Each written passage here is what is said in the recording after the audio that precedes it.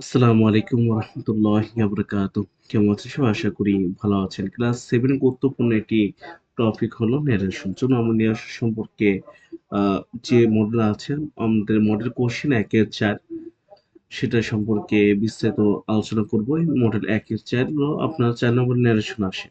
চলুন আমরা শুরু করি। ১ম প্রশ্ন আছে কি দেখুন, I replied, I have finished the reading the book. আমি উত্তর দিলাম, আমি বইটি পড়া শেষ করেছি। এরও বাংলা। এখন তার আগে তো বোঝা দরকার কোন সেন্টেন্সে আছে। ইনডিরেক্ট করার সময় এটা হচ্ছে অ্যাসার্টিভ সেন্টেন্স। কিভাবে বুঝবেন এটা অ্যাসার্টিভ সেন্টেন্স? এই দেখুন এখানে লিখেছি ইনভাইট কমার ভিতরের অংশটি আই সাবজেক্ট কি আই সাবজেক্ট এই যে আই সাবজেক্ট দিয়ে শুরু হয়েছে এবং সাধারণ তথ্য দিচ্ছে। তাই এটি কি অ্যাসার্টিভ সেন্টেন্স। চলুন আমরা এটা ভেঙে ভেঙে করি, বিশ্লেষণ করি। দেখুন আই রিপ্লাইড, প্রথমে লিখলাম ইনডিরেক্ট করার সময় আই রিপ্লাইড লিখবো। রিপ্লাই লেখার পরে এই ইনভার্ট কমা এগুলো তুলে দেবো। তুলে দিয়ে কি লিখবো? দ্যাট। তারপরে এখানে আই কেন লিখবো? প্রশ্ন না, এখানে আই কেন লিখবো? দেখুন ভিতরে সাবজেক্ট হলো আই, এই যে ভিতরে যে সাবজেক্ট এই সাবজেক্ট হলো আই, আবার যে বাইরে যে সাবজেক্ট আছে এই যে আই রিপ্লাইড আই, এটা একই সাবজেক্ট। তা বাইরে তে অপরিবর্তিত থাকবে, চেঞ্জ হবে না। I replied that I have I লিখলাম। এটা কি দাঁড়া? আই রিপ্লাইড দ্যাট আই কিরকম হলো দেখুন, আই রিপ্লাইড লিখলাম, ইনভার্টেড কমা কমা উঠাই দিয়ে দ্যাট লিখলাম। এবার এইটুকু পরিবর্তন করব। I have finished reading the book. এটা আছে প্রেজেন্ট পারফেক্ট টেন্স। আমি প্রেজেন্ট পারফেক্ট টেন্স করতে জানি have has plus V three. এখানে আছে হ্যাভ, এ হ্যাভ, তারপর আছে ভি থ্রি। প্রেজেন্ট পারফেক্ট থাকলে পাস্ট পারফেক্টে করতে হয়, তাহলে আমরা কি করবো? আই তো দিয়েছি, তারপর had finished reading the book. আমি উত্তর দিলাম যে আমি বইটা পড়া শেষ করেছিলাম। আপনি ধাপে ধাপেও করতে পারেন। যেরকম ১ম ধাপে ধাপে ব্যাখ্যা দিয়েছি, আপনি ১ম ধাপ দিয়েছি আপনার সেন্টেন্স চেনা। তারপরে আছে লিঙ্কিং বসানো, তার পার্সন পরিবর্তন, টেন্স পরিবর্তন, এগুলো ব্যাখ্যা বিশ্লেষণ করে দিয়েছি। তো এটা হলো ব্যাখ্যা। চলো আমরা বিতে যাই। চলে আসলাম বিতে। প্রশ্ন দেখুন, I said to her, will you not to effort at the final examination? আমি তাকে বললাম তুমি কি যন্ত্র পরীক্ষায় অংশগ্রহণ করবে না? এখন সরাসরি বুঝলাম যে প্রশ্নবোধক চিহ্ন আছে, তা আমরা বুঝলাম যে এটা ইন্টিগ্রেটিভ, ইন্টিগ্রেটিভে।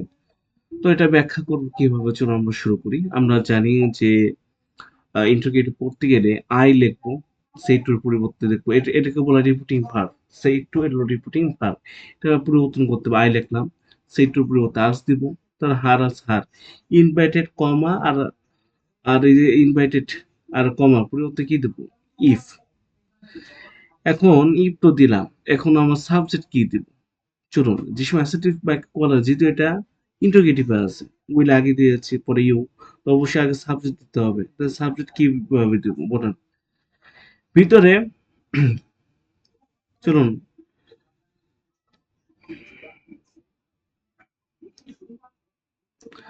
যদি খেয়াল করুন সেকেন্ড পার্সন ইউ, এই যে সেকেন্ড পার্সনের জায়গায় ইউ, আর এখানে রিপোর্টিং পারপাস সাবজেক্ট হলো আই। যদি খেয়াল করেন সেকেন্ড পার্সন ইউ এবং বাইরে অবজেক্ট হিসাবে আছে কি হার, এই সাবজেক্ট আই, এই জায়গায় হার অবজেক্ট হিসেবে হার আছে।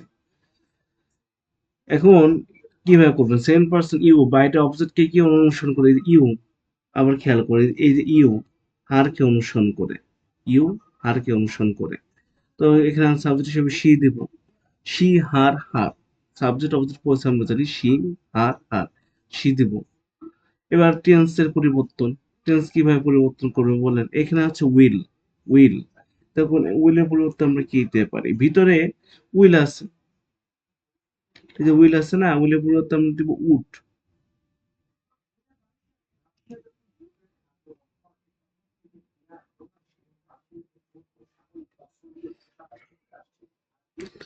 তাহলে সাবজেক্ট সি লিখলাম, তাহলে উড, তারপর নট দিব, তারপর এফ এর এট দা ফাইনাল।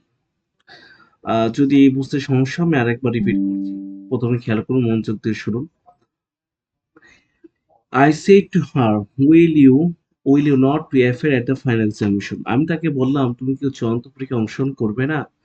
এটা আগে সেন্টেন্স চিনতে হবে কোন সেন্টেন্সে আছে। এটা আছে ইন্টারোগেটিভে, শিওর হলাম এটা ইন্টারোগেটিভ সেন্টেন্সে। এটা অ্যাসার্টিভে করবো কিভাবে?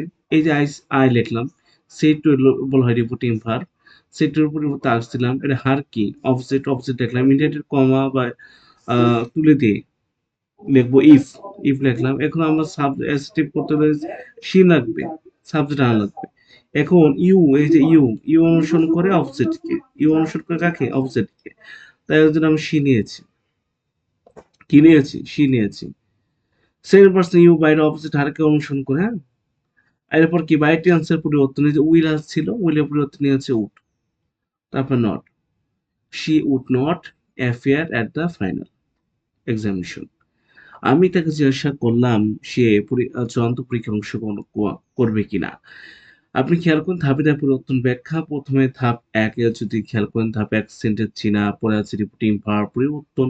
প্রশ্ন থেকে বোঝা যায় সেটার পরিবর্তে আস্কড হবে, এই ব্যাখ্যা করে দিয়েছি। তারপর হচ্ছে ধাপ ৩ লিঙ্কিং ভার্ব, ভিতরে অংশটুকু উইল এর সাহায্যকারী ভার্ব। তাই কমা তুলে দিয়ে লিঙ্কিং ভার্ব হিসেবে ইফ দিয়েছি। আর ব্যাকরণের সাধারণ তথ্য বা ইন্টারেক্ট করার সময় প্রশ্নটির রূপকে তুলে দিয়ে বাক্যটি অ্যাসার্টিভ সেন্টেন্স বানাতে হয়। তাই সাবজেক্ট আগে ভার্ব বসবে। পার্সন পরিবর্তন, সেকেন্ড পার্সন ইউ আছে, ইউ অনুসরণ করে অবজেক্টকে, হার তা অবশ্যই সি দেব, সি হয়েছে এবং রাগেও রয়েছে, এর ব্যাখ্যা করে দিয়েছে। এরপর বাইরে পাস্ট টেন্স কারণে উইলের পরিবর্তে কি দিয়েছে? উড দিয়েছে। চলো আমরা এবার সি নাম্বার করব। সি নাম্বারের প্রশ্ন আমরা দেখি। আগে he asks the man where do you live. সে মহিলাটাকে জিজ্ঞাসা করলো আপনি কোথায় বাস করেন।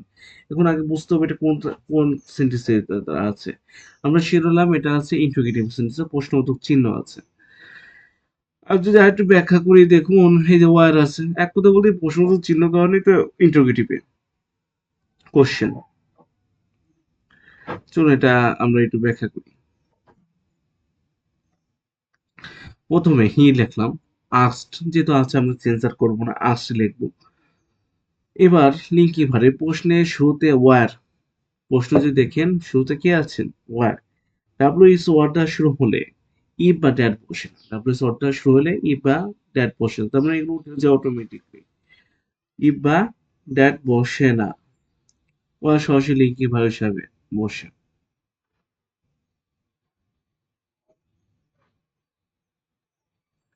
এখন do, where do you live, খেয়াল করেন। I said the woman where do you live. এ ওয়ার তো লিখলাম, তাহলে কি হইলো? হি লিখলাম, আস্ক লিখলাম, দ্য ওম্যান যেহেতু ওয়ার আছে, ইনভার্ট কমা এগুলো উঠাই দিলাম, উঠাই দিয়ে দ্যাট ওয়ার লিখলাম। এগুলো দ্যাট হবে না এগুলো। এবার এবার যে ডু, ডু লেখা যাবে না, কেন? ডু বাদ করার কারণ ব্যাকরণিক সাধন করার জন্য, প্রশ্ন তৈরির সাহায্য করে ডু কি করা হয়েছে? ডুকে বাদ করা হয়েছে। এখন সি কেন লিখলাম? সি আমরা জানি যে সি ইউ, ইউ অনুসরণ করে অবজেক্ট কে। আমরা যদি দেখি you object, the woman object, যদি দেখেন সেকেন্ড পারসন বাইরে অবজেক্ট দা ওম্যান অনুযায়ী ভার্ব হয়েছে। আমরা যদি দেখি আবার বলছি ইউ, ইউ অনুসরণ করে অবজেক্ট কি? অবজেক্ট কি? দা ওম্যান, তাই জন্য আমরা সি নিয়েছি। তারপরে ভার্ব ডিবেট, যেহেতু এটা প্রেজেন্ট টেন্স ছিল, পাস করছি লিভেট। আবার আবার বলছি, খেয়াল করেন। He asked the woman where do you live, সে মহিলাকে জিজ্ঞাসা করলো আপনি কোথায় বাস করেন। এগুলো আমার প্রশ্ন। এটা আগে বুঝতে হবে কোন সেন্টেন্স আছে, ইন্টারগেটিভ আছে, এর ইন্টারগেটিভ চিহ্ন আছে, আমি বুঝলাম। হি লিখলাম, আস্কড লিখলাম, দ্য ওম্যান, একটু আস্ক পরিবর্তন করা হবে না। এখন কমা বা inverted comma, comma inverted comma এগুলো তুলে দিয়ে আমরা সাধারণত দ্যাট এখানে দেওয়া যাবে না, এখানে ওয়ার্ড লিখতে হবে।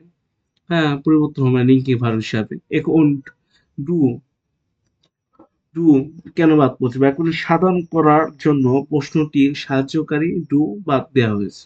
সাধন করার জন্য ডু বাদ দিয়েছি, এখানে ওয়ার। এখন প্রশ্ন হলো সি লিখলাম কেন? ইউ অনুসরণ করে অপোজিট কে? দা ওম্যান, এখন সি লিখেছি। যে লিভ আছে, প্রেজেন্ট টেন্স আছে, তা পাস্টে করার সময় লিভ ইট।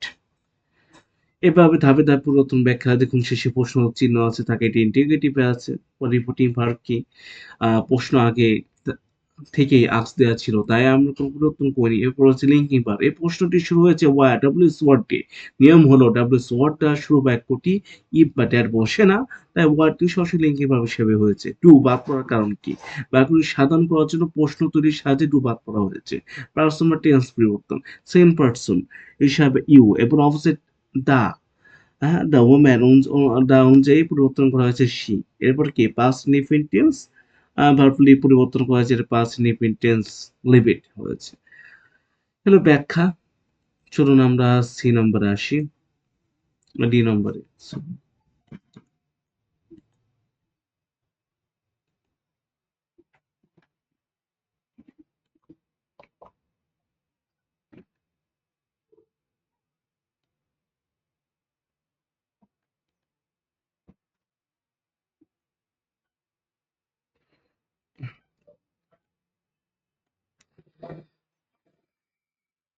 চলুন আমরা ডি নম্বরে প্রশ্ন লিখি যে লিসেন টু মি, আমার কথা শুনো। The old man said to his son, আমার কথা শুনো বৃদ্ধ লোকটি তার ছেলেদেরকে বললেন। Listen to me the old man said to his son, বৃদ্ধ লোকটি তার ছেলেদের। এটা ইম্পারেটিভ সেন্টেন্স। কিভাবে বুঝছো ইম্পারেটিভ সেন্টেন্সে? চলুন ইম্পারেটিভ সেন্টেন্স তো বুঝতে হবে, এটি ইম্পারেটিভ সেন্টেন্স। ইনভার্ট কমা ভিতরের অংশটি কোনো সাবজেক্ট ছাড়াই সরাসরি লিসেন দ্বারা শুরু হয়েছে। এই যে লিসেন, আমরা জানি ভার্ব। ইনভার্ট কমার ভিতরের অংশটি কি কোনো সাবজেক্ট ছাড়াই লিসেন দ্বারা শুরু হয়েছে, তাই এটি কি ইম্পারেটিভ সেন্টেন্স। এবার রিপোর্টিং ভার্বে পরিবর্তন করব আমরা। লিসেন নিলাম, এবার রিপোর্টিং ভার্বে পরিবর্তন করব। রিপোর্টিং ভার্ব কি এখন খেয়াল করেন, যদি দেখেন বৃদ্ধ লোকটি ছেলেদের কথা শুনতে বলছে, এটা সেট টু, এই যে সেট টু আছে সেট টুর বদলে টোল দিব। এই যে সেট টু আছে সেট টুর বদলে কি দেবো? টোল দিব। লিঙ্কিং ভার্ব টু বসালো বা ইম্পারেটিভ সেন্টেন্স বা কমা বা ইনভার্ট কমা দিলে আমরা কি দেব? লিঙ্কিং ভার্ব দেওয়া লাগবে। ইনভার্ট কমা তুলে দিয়ে ভার্বের আগে কি দেবো? একটি টু, তার কি হয়ে যাবে? To listen. চলুন বিস্তারিত ব্যাখ্যা করে খেয়াল করুন। প্রথমে listen to me the old man and the song, আমার কথা শুনে বৃদ্ধ লোকটি তার ছেলেদের বললেন। আপনি শিওর হলেন এটা কোন সেন্টেন্স আছে? এটা আছে ইম্পারেটিভ সেন্টেন্স। ইম্পারেটিভ সেন্টেন্স বুঝলেন কিভাবে? লিসেন ভার্ব দ্বারা শুরু হয়েছে। Listen to the old man, listen to me the old man said to his son. প্রথমে লিখবো the old man, said to বলতে টোল, হিজ সনস লিখলাম। এখন টু লিসেন কেন লিখলাম? প্রশ্ন তো এখানেই, যে এখানে আমরা টু লিসেন কেন দিব? এখন খেয়াল করুন, ইম্পারেটিভ সেন্টেন্সে কমা ইনভার্টেড কমা তুলে দিয়ে কি দিয়ে দেবো? টু। তারপরে কি দিব? লিসেন ভি ওয়ান দিয়েছি, তারপর আবার টু, তারপরে মি আছে, মি এর পরে ভিতরে তুই খেয়াল কর মি ফার্স্ট পারসন, এই যে কি যে me, I me my, I me my, subject object positive, I me my, me কি পারসন? মি হলো ফার্স্ট পারসন। আর সাবজেক্ট দ্য ওল্ড ম্যান, বৃদ্ধ লোকটি বোঝাচ্ছে, এই যে দ্য ওল্ড ম্যান বৃদ্ধ লোকটি বোঝাচ্ছে, তাই মি এর পরিবর্তে আমরা কি দেব? হিম। তা বৃদ্ধ লোকটি তার ছেলেদের তার কথা শুনতে বললেন। বুঝতে পেরেছেন? একবার বলেই listen to me the old man said to his son, আমার কথা শোনো বৃদ্ধ লোকটি তার ছেলেদেরকে বললেন। এখানে কিভাবে করছি? দ্য ওল্ড ম্যান প্রথমে লিখেছি, দ্য সেড টুর মধ্যে টোল দিয়েছি, পরে কি দিয়েছি? হিজ সনস, পরে ইনভার্টেড কমা এগুলো উঠাই দিয়ে দিয়েছি টু, পরে লিসেন। এখন খেয়াল করুন মি হলো ফার্স্ট পারসন, দ্য ওল্ড ম্যানকে বোঝাচ্ছে, তাই এখন ওল্ড ম্যান ছেলে, হি হিম অপোজিট দিয়েছি, হি হিম হিম অবজেক্ট বসেছে। আশা করি বুঝতে পেরেছেন। এটাও ব্যাখ্যা করে দিয়েছি, ধাপে ধাপে ব্যাখ্যা আছে। টেন্স চেনা, ইনভার্টেড কমা দিয়ে ইনভার্টেড কমার ভিতর অংশটি কোন সাবজেক্ট ছাড়াই সরাসরি লিসেন ভার্ব দিয়ে শুরু হয়েছে, এটি ইম্পারেটিভ সেন্টেন্স। পরিপুটিং ভার্বের ব্যাখ্যা, পরে লিঙ্কিং ভার্বের ব্যাখ্যা, টু কেন বসছে, তারপরে যদি দেখেন পার্সন পরিবর্তনের ব্যাখ্যা। চলো আমরা এবার চলে আসলাম ইতে। আমরা দেখি the paper said to the mail, give give me the promise money. বাসিওয়ালা মেয়রকে বললেন, আমাকে প্রতিশ্রুত টাকা দিন। এটা হচ্ছে ইম্পারেটিভ সেন্টেন্স। এটা হচ্ছে ইম্পারেটিভ সেন্টেন্স। এখন আমি তো বুঝলাম, কিভাবে বুঝলাম ইম্পারেটিভ সেন্টেন্স আছে? এটা তো প্রশ্ন, কিভাবে চিনবেন? এই সাবজেক্ট এই যে ভার্ব দ্বারা শুরু হয়েছে গিভ মি, এই গিভ ভার্ব না, ভার্ব দ্বারা শুরু হয়েছে। এবার চলো আমরা রিপোর্টিং ভার্ব পরিবর্তন করব। এই যে দ্য পেপার সেট, সেটটার পরিবর্তে আমরা কি দিতে পারি? এখানে হেমনের বাসিওয়ালা করবো, বাসিওয়ালা কি বোঝানো হয়েছে? সেটর বলতে ডিমান্ডেড অফ, কিন্তু টাকা চাইছে। সেটর পরিবর্তে আমরা কি দিতে পারি? এই যে demanded of the the the paper মানে বাসিওয়ালা, সেটুর পরিবর্তে রিপোর্টিং ভার্বের পরিবর্তে ডিমান্ডেড অফ দ্য মেয়র লিখলেন। Inverted comma, invited inverted comma তুলিতে আমরা কি লিখবো? ইনভাইটেড কমা তুলিতে আমরা লিখবো টু, টু লিখলাম। এখন এখন পার্সন পরিবর্তন। এখন যদি দেখেন ফার্স্ট পার্সন আছে এখানে, আছে হলো মি, ফার্স্ট পার্সন আছে কি মি, এই যে মি, যে ভিতরে দেখেন ফার্স্ট পার্সন আছে মি। আর এখানে এখানে যদি খেয়াল করেন দ্য মেয়র, দ্য মেয়র যদি দেখেন,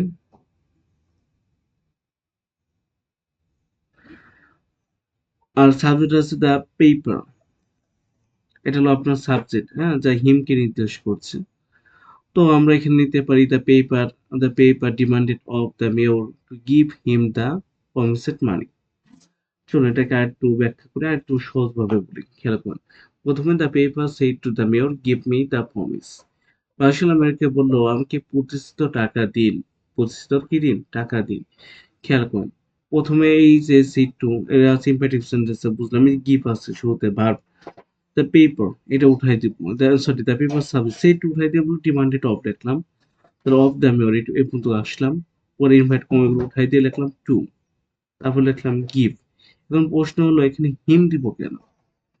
হিম দিব কেন? কিন্তু ভিতরের পার্সন আছে, প্রথমে আছে কি মি, খেয়াল করুন ভিতরের পার্সন আছে কি মি, ইনভাইট কোন ভিতরে যেটা পার্সন আছে এবং রিপিটিং স্পিচ, ফার্স্ট পার্সন আছে কি মি, এবং বাইরের সাবজেক্ট আছে দ্য পেপার। তাহলে আমরা যে আমরা যে দেখি দ্য পেপার কে নির্দেশ করে, তাই হিম, হিম হিম দা মেয়র, হিম দা, সরি হিম লিখলেন, তারপরে হিম দা প্রমিস মানি। বাসিওয়ালা তাহলে কি দাঁড়ালো, বাসিওয়ালা মেয়রকে কাছে তার প্রতিশ্রুত টাকা দাবি করলেন। আরো সহজভাবে যদি আপনি খেয়াল করেন, first person I we, first person যদি বলি আই উই রিপোর্টিং ভার্বের সাবজেক্টকে অনুসরণ করে, আর সেকেন্ড পারসন ইউ রিপোর্টিং ভার্বের অপোজিটকে অনুসরণ করে। যেহেতু এটা মি, খেয়াল করুন মি সাবজেক্টকে অনুসরণ করেছে, আর আগেটা আমরা দেখছি ইউ অপোজিটকে অনুসরণ করেছিল। সহজভাবে মনে রাখবেন, যদি আই উই থাকে তার সাবজেক্ট অনুসরণ করে, ইউ থাকলে অবজেক্ট অনুসরণ করে, হি সি বা ইট যদি থাকে কাউকে অনুসরণ করে না, সরাসরি বসে। আরো ক্লিয়ার কোশ্চেন আরেকবার বলতেছি, আই উই যদি আই উই সাবজেক্টকে অনুসরণ করে, যে মি এই জায়গায় সাবজেক্ট আছে, যদি এখানে ইউ থাকতো তাহলে এখানে অপোজিট অনুসরণ করতো, দ্য মেয়র অনুসরণ করতো। আশা করি বুঝতে পেরেছেন। চলুন তাহলে আমরা শেষ করলাম। তো পরবর্তী মডেল কোশ্চেন 2 নাম্বার আলোচনা থাকবে। তো আজকে এই পর্যন্ত, সব ভালো থাকবেন। আসসালামু আলাইকুম ওয়া রাহমাতুল্লাহি ওয়া বারাকাতুহু।